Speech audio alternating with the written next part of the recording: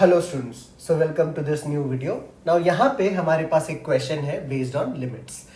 ये क्वेश्चन क्या कह रहा है? If limit x tending to 0 cos 4x plus a cos 2x plus b upon x raise to 4 is finite, then the value of a and b respectively are. तो हमारे पास चार options दिए हुए, तो चलो शुरू करते हैं। तो इसको ना लेट अस से कि हम कैसे सॉल्व करना शुरू करते हैं। हमने कहा कि एक्सपेंशन यूज कर लेते हैं बच्चों।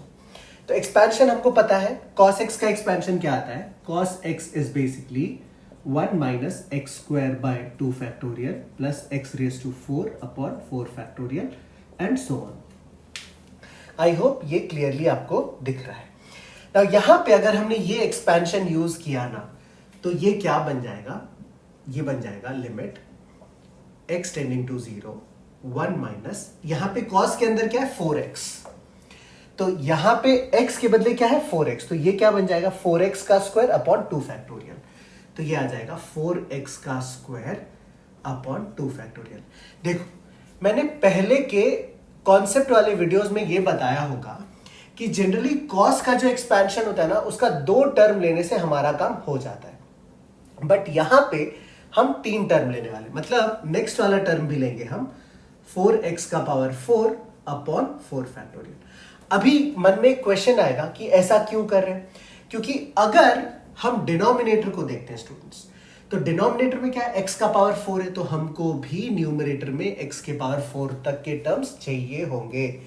इसके लिए हमने 3 टर्म लिए। अब बाकी के टर्म्स को अगर हम इग्नोर कर देना तो भी कोई प्रॉब्लम वाली बात नहीं है, हमारा काम हो जाएगा।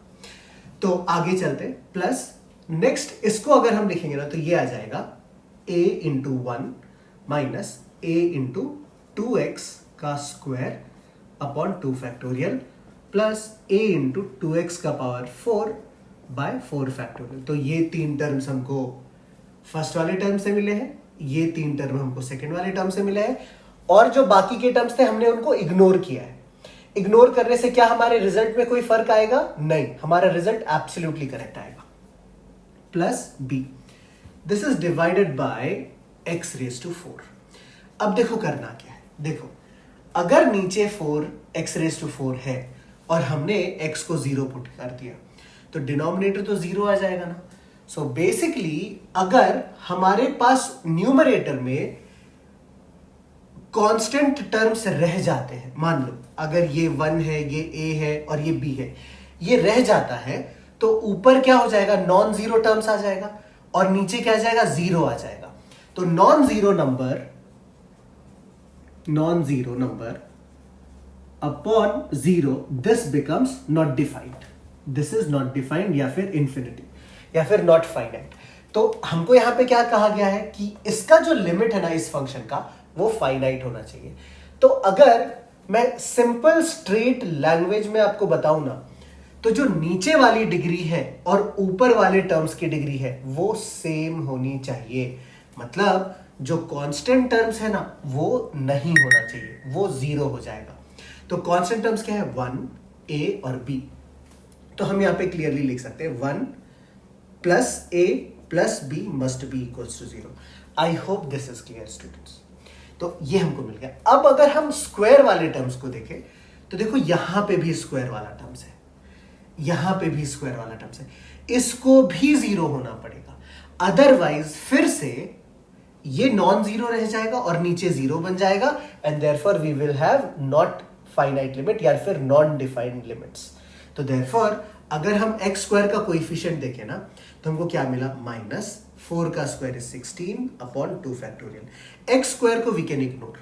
यहां पे क्या मिला? माइनस a 2 का square upon 2 factorial and this is equal to 0। तो अगर हम इसको सिंप्लीफाई करें, तो देखो 2 फैक्टोरियल हम कॉमन लेके हटा सकते हैं। इस टर्म को लेटर से हम राइट में लेके जाते हैं, तो हमको क्या मिल जाएगा? This would give us minus 16 is equal to 4a। 4 से 16 को हम कैंसिल कर सकते हैं, एंड देयरफॉर a की वैल्यू आ गई हमारे पास -4। तो अगर a का वैल्यू -4 है, तो अगर हम फर्स्ट वाला जो रिलेशन हमको मिला था ना, इसमें a का वैल्यू पुट करने पे क्या मिलेगा? 1 minus 4 plus b is equal to 0, and therefore b की वैल्यू हमको 3 आ जाती है. So that is the answer to this question. तो a का वैल्यू क्या आया -4 और b का वैल्यू आ गया 3. तो अगर हम ऑप्शंस देखते हैं तो क्लियरली ऑप्शन 3 जो है ये हमारा करेक्ट चॉइस है. So this is the answer to this question. तो ये जो है ना बच्चों, ये इस क्वेश्चन को सॉल्व करने का एक तरीका है, मेथड 1. तो अभी हम क्या करेंगे, इसको एक दूसरे मेथड से भी सॉल्व करना सीखेंगे जिसको हम कहते हैं लाहौपिताल रूल. तो लॉपिताल रूल से अगर हमको इसको सॉल्व करना है ना, तो हम सबसे पहले क्या करेंगे, x को 0 पुट करके देखते हैं स्टूडेंट्स. तो देखो, अगर हमने x को 0 पुट किया तो नीचे क्या आ जाएगा 0, ऊपर क्या आएगा cos 4 into 0, this becomes cos 0. cos 0 का वैल्यू क्या होता है 1. सिमिलरली ये क्या होगा a इंटू 1, तो ये बन जाएगा 1 प्लस a प्लस b. ना देखो, अगर ऊपर 1 प्लस a प्लस b आ गया और नीचे 0 आ गया, तो क्या ये फाइनाइट होगा? नहीं, ये तो अनडिफाइंड हो जाएगा, ये तो नॉट फाइनाइट हो जाएगा. So for this limit to be finite, मैं लिख देता हूं, for the limit to be finite, the function must be of the form 0 over 0. तो सिंस नीचे 0 है, ऊपर भी 0 आना चाहिए, therefore 1 plus a plus b must be equals to 0. तो देखो, इस केस में लॉपिताल रूल को यूज करके ये कंडीशन कितनी आसानी से आ गया. तो अब एक कंडीशन से क्या हमारा क्वेश्चन सॉल्व होगा? ये सिर्फ एक कंडीशन मिला. हमें कितनी चीजें फाइंड आउट करनी है? 2 चीजें, ए और बी. तो अब हम क्या करेंगे, इसको डिफरेंशिएट करते हैं अकॉर्डिंग टू लॉपिताल रूल.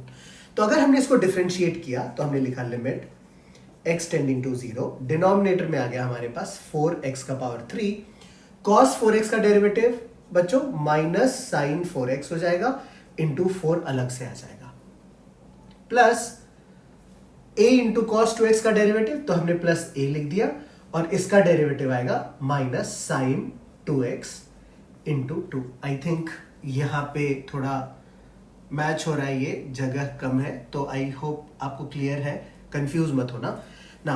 अब अगर हम x 0 पुट करें ना, तो डिनोमिनेटर क्या हो रहा है 0, और अगर हम न्यूमरेटर को चेक करें तो साइन 0 इज 0, और यहां पे भी साइन 0 है. b का तो डेरिवेटिव 0 आ गया था बच्चों, तो अभी ऊपर 0 है, नीचे भी 0 है, तो 0 by 0 फॉर्म है. हमने क्या कहा, for the limit to be finite the function must be of the form 0 by 0. तो ये कंडीशन सेटिस्फाई कर रहा है. तो अब हम क्या करेंगे, एक और बार डिफरेंशिएट करेंगे. तो अगर हमने एक और बार डिफरेंशिएट किया तो हमको क्या मिलेगा, limit x is tending to 0, नीचे आ जाएगा 12x स्क्वायर, और यहां पे क्या आएगा, -4 को बाहर रहने दो, साइन 4x का डेरिवेटिव आ जाएगा cos 4x, और एक और 4 आ जाएगा, तो 4 का स्क्वायर लिख देते हैं, -2a को बाहर रहने दो, साइन 2x का डेरिवेटिव आ जाएगा cos 2x, और एक और 2 आ जाएगा, तो 2 का हम स्क्वायर कर देते हैं. So this is what we have. अब अगर हमने 0 पुट किया तो डिनोमिनेटर में क्या आ रहा है, देखो 0, और न्यूमरेटर में क्या आ रहा है, ये हो जाएगा 1, और ये भी हो जाएगा 1. मैं cos 2x और cos 4x की बात कर रहा हूं. तो पूरा टर्म क्या बन जाएगा, -16 minus 4a is equals to 0. Therefore, -16 is equals to 4a, and therefore a की वैल्यू आ गई -4. तो ये हमारा दूसरा कंडीशन आ गया बाय यूजिंग लॉपिताल रूल. तो हमको समझ में आ रहा है कि कैसे लॉपिताल रूल से क्वेश्चंस काफी इजी हो जाता है. और a की वैल्यू अब हमको क्या करनी है, जैसे हमने पहले वाले क्वेश्चन में किया था, इसको हम ऊपर पुट कर देंगे. सो देयरफॉर हमारे पास आ गया 1 - 4 प्लस b इक्वल्स टू 0.